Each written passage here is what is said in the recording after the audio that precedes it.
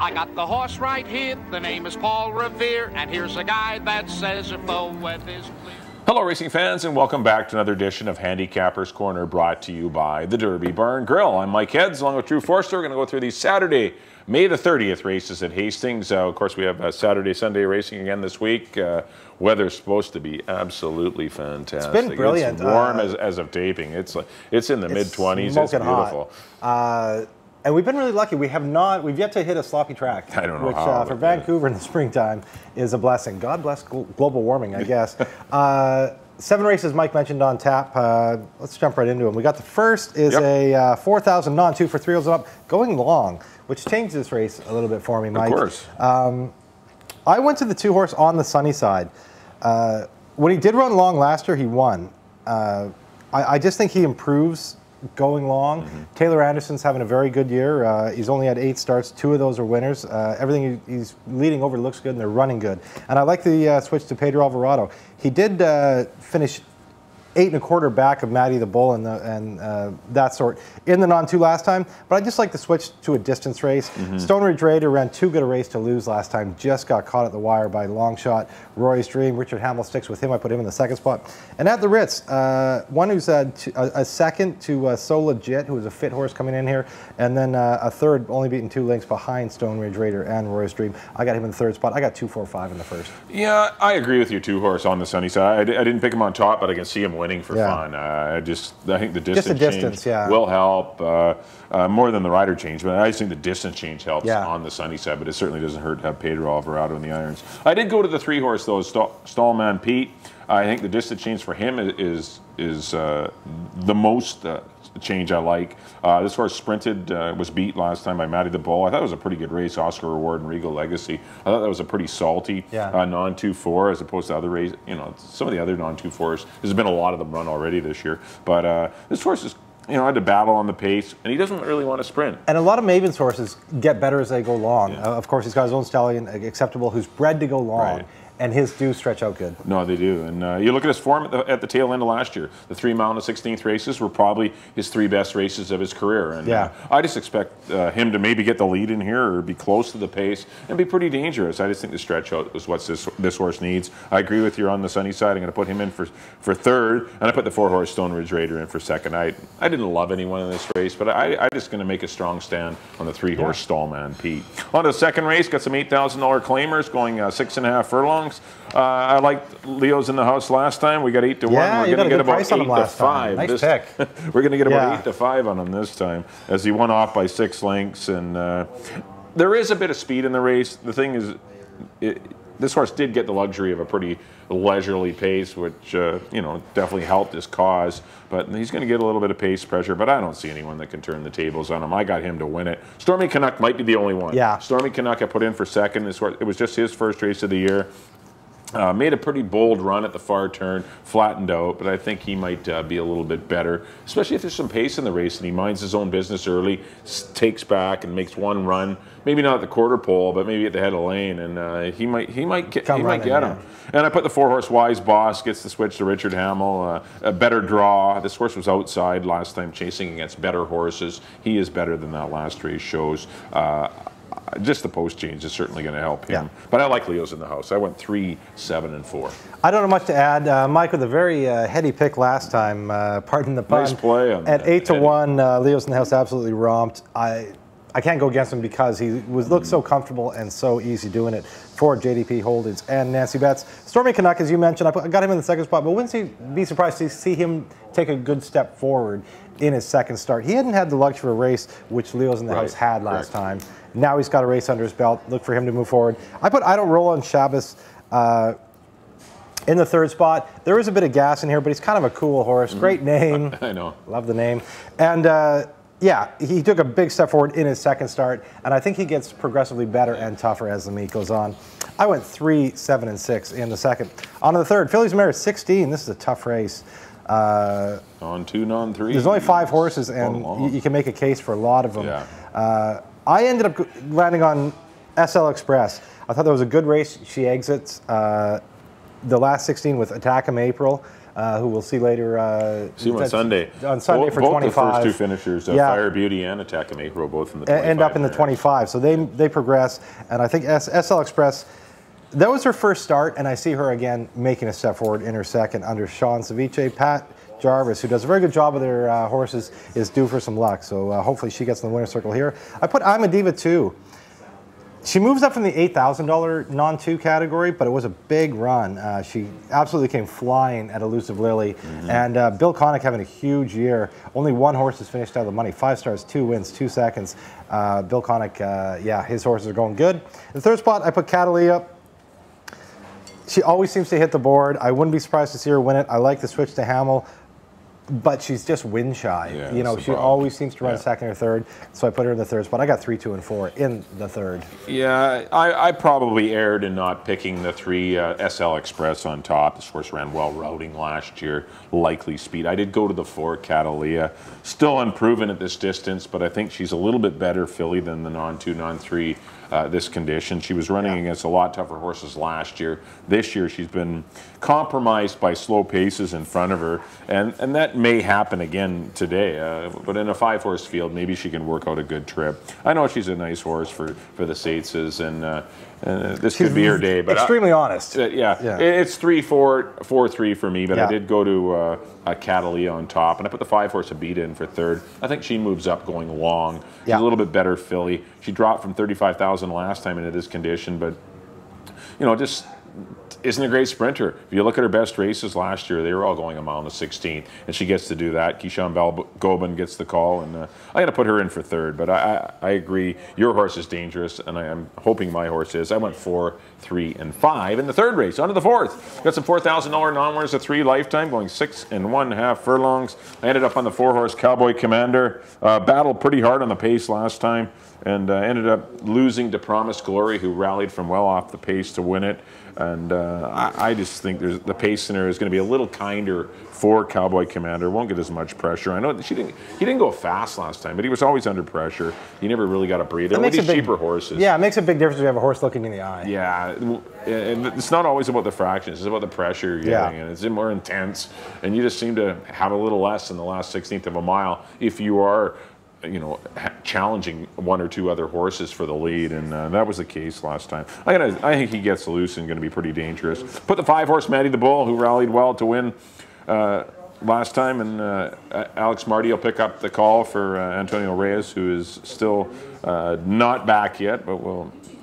Not sure if he is on the comeback trail, but we'll see. We will see. Time will tell. Still. Yes. But Alex Marty's been going very well, and he's riding awesome, and he's getting some liver mounts, and he's finding the winner's circle a lot. So I wouldn't be surprised to see this one do well. And the 6-horse Dash Smartly, probably the best horse with the best resume in the race, but little sparing. It hasn't been seen at the entry box very often, only once in the last couple of years. So I think the race served him some.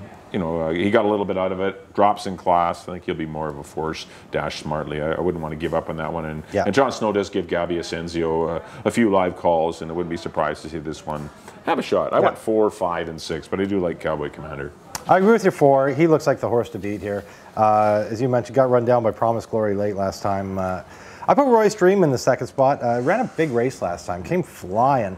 And if there is a bit of pace, if somebody goes with Cowboy Commander, I look for him to get a similar trip and come running late and, you know, try and get there in the stretch. And Matty the Bull, as you mentioned, ran a big race last time. Come up the rail. For these cheaper horses, when they can come up the rail and push through, that says a lot. I think he's a tough horse. I put him in the third. 4, 5, and 7 for me in the fourth. On the fifth, Fillies and Mares, claiming maiden 4,000, going 6 1/2. I landed on the 1 here, Lost Humor, out of the Mark Cluche barn. Very well-bred daughter of Langford. She's making her first start, and that's kind of why I took her, because the others, to me, are a little shaky to land on, and just comes out of Top Connections. Mark Cluche starting to heat up a little bit. Pedro Alvarado having a very good year. Him and Mark have teamed up to win a lot of races in the past, and the works look good, like that 35 and 1 on May 6th. That kind of speed, I think Pedro's in the 1 hole, he's going to go. That kind of speed could be very dangerous in a race like this. I put the 5 Blackbird, again, Top Connections, Dino Condolinos, Richard Hamill. I had this horse in the mix last time. Moves from Janine Smith to Richard Hamill. Got a third against Tulipia, who absolutely ran away and hid from these, so only got beat like a half length for second. I have Blackbird in the second spot. And I went with Rob Maben's horse. Just a one run last year. Right. It was in a tough maiden special weight against Finality's Charmer.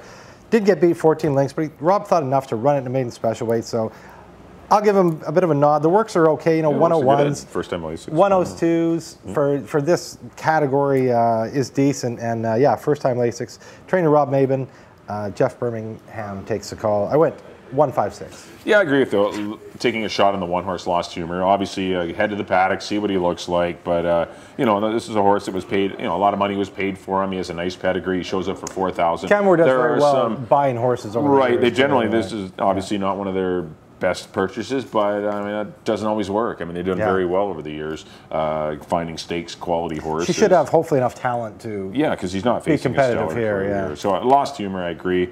I put the 4-horse Storm and Angel. I'm going to give this one a shot. I don't know if she can run at all, but I mean at least she showed some speed. She was wide last time against better company, maybe against easier horses. In that bullet race. Yeah, that was a tough race, the bullet race, and perhaps better is in store, but still I'm just taking a bit of a shot putting this one in for second. And I agree with the 5-horse Blackbird. This horse, good connections. Anytime you got Hamel on one, you got to pay attention, and I put him in for third. I went 1, 4, and 5 in the fifth. On to the sixth race, maiden $8,000 claimers going 6.5 furlongs. I ended up on the 2-horse Instant Cash. I liked the horse last time. I'm going to follow him back. I thought a decent third behind Typhoon Taylor and Renegade Cowboy. Typhoon Taylor got away on the lead, easy, and this horse couldn't get near him, but still was in a photo for second. I just think there's going to be a little bit more pace in here. Looks like perhaps the 4, Power to Believe, the even the 5, Smoke 'em Answer, showed a bit of speed, might be a little faster this time. The 6, Kiss 'em Goodbye, and even the 7 horse, and even the outside 2 horses have some pace presence. I just think there could be a little more action early, and that's all it'll take for these maidens to maybe to get a break and win. That's why I'm going to try the 2-horse Instant Cash. I put the 6-horse Kiss 'em Goodbye on the class drop in for second. Likely the best pick. I mean, this is probably the best horse in the race. I'm just trying to beat him with a something that might pay a little bit more, but Kiss 'em Goodbye is the obvious horse that should likely win the race, and I put the 4-horse Power to Believe for Rod Van Overshot. This one was out there with some pretty fast horses last time. They went 22 and 1, 46 flat. Mario's win came from off the pace to win it. Remarkable Lady clipped him for second, coming from off the pace. This horse lasted the longest of the pace horses, which I like. And this one might be worth following too. But I went 2, 6, and 4 in a race that I wasn't totally in love with. I have some of the same horses. I put Kiss 'em Goodbye on top, as you mentioned. Yeah, the best horse, definitely. He's a horse to beat. He's dropping. And I don't know how much speed there's going to be. If he can get away, Mark Buchanan's very good on the lead. And if he can get him out of there and get on the lead, get comfortable, he's going to be tough to run down. I put in the second spot Renegade Cowboy, who ran into Typhoon Taylor last time, who was a well-meant winner that day. He did get beat by 4. But he's progressing. He does. This will be the 3rd race this year for him, so he should kind of be rounding into form. And Gilker and Pedro are always dangerous together. In the 3rd spot, I put Power to Believe, the horse you mentioned, the Rob Van Overshot barn. Set a good pace in that Mario's win race, big. And drops from 12.5 down to 8. That was a pretty salty little 12.5. I went 6, 8, and 4 in the 6th. On to the 7th, 6.5 furlong event for Fillies and Mares maiden 4,000. I landed on the 3 here, Easter Sunday. I had her pick last time. I was disappointed that, she burned a lot of money that day. She was the chalk. A lot of people thought, kind of best bet of the day category. She did kind of fall apart. She went to the lead and fell apart. I like the fact that trainer Jim Brown's taking the blinkers off, maybe to get her to relax a little bit. He's probably going to still try and put her on the lead, but not go crazy, right? Just get on the lead, relax, and make a good run. I put the 4 Yakula out of the Mel Snow Barn. First time in for a price. And shows up for 4,000. Mel thought enough of this filly last year to run in the debutante. Mario Gutierrez rode her that day. Only got beat 4 lengths by Forestry's Devil. Look who she ran against: Biscuit, Bullet, Quatracap, Finality's Charmer, Ambleside Park, and Chic Bird in a maiden special weight. So I think Yakula shows up for 4,000. Could be tough in here. Ryan Pacheco takes a call. And the 3rd horse, these are the 3 that were kind of interchangeable for me. Country Pearl out of the Bill McLaren barn ran a good second to Cape Away. That was the day that Craig McPherson was just on fire. I had her picked in 3rd. I wanted to change my picks after about the first 4 races. Yeah, I know, really. Because he was winning everything. And Cape Away was not going to be denied that day. That was her first start of the year. I look for her to take a step forward in a second. I went 3, 4, and 6. Yeah, I got the same 3, Drew. I went to the 6-horse Country Pearl on top. I'm not a big fan of taking 13-time maidens on top, but I just think she might get. I don't think it would be a shock. Pace to run. I think the 1's going to go. The 3, the 4. I just think there could be a contested pace, and Country Pearl should be pretty dangerous if that is the case. And so I'll take the Bill McLaren trainee with Jeff Birmingham up to win it. I put the 3 Easter Sunday, as you mentioned, blinkers off. Definitely a live horse in this race. Good run. Actually, 2 good runs already this year against tough horses. That 2-back race, if she runs that back, the race against Bullet was huge. And the 4, Yakula, I don't know what you're going to get, but a good work tab coming in for Mel Snow. Big class drop, always, once again, another time to maybe visit the paddock if you're at Hastings and have a peek and see what she looks like, because anytime you see drastic drops like this, you must be a little concerned. We've seen quite a few this year, I know. You got to win races here at Hastings. Right. The purses are great, but you got to win them. You got to get in the winner's circle to get the lion's share of the purse. So I went 6, 3, and 4 in the Saturday finale. Up next on screen, we'll do it for our analysis. Up next on screen will be our selections. Back in here are my picks. Back in race number 1, I went to the 3-horse Stallman Pete over the 4 and 2. I'm going to call for a 3-3 daily double. Hopefully Leo's in the house can repeat 3-7-4 in the second. Race number 3, I went to the 4, Catalina over the 3, SL Express, and the 5, Habita. Race 4, the 4, Cowboy Commander.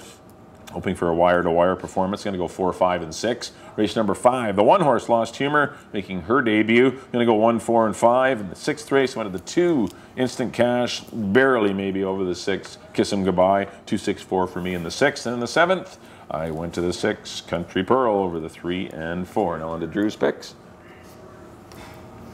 In the first, I went with the 2 on the sunny side over the 4 and the 5. In the second, I'm with Mike on number 3, Leo's in the house over the 7 and the 6. In the third, I took the 3, SL Express over the 1 and the 4. In the fourth, I'm again with Mike, number 4 in the 4th, Cowboy Commander over the 7 and the 5. In the 5th, I went to the 1, Lost Humor over the 5, Blackbird, and the 6, Yankee Doodle Audrey.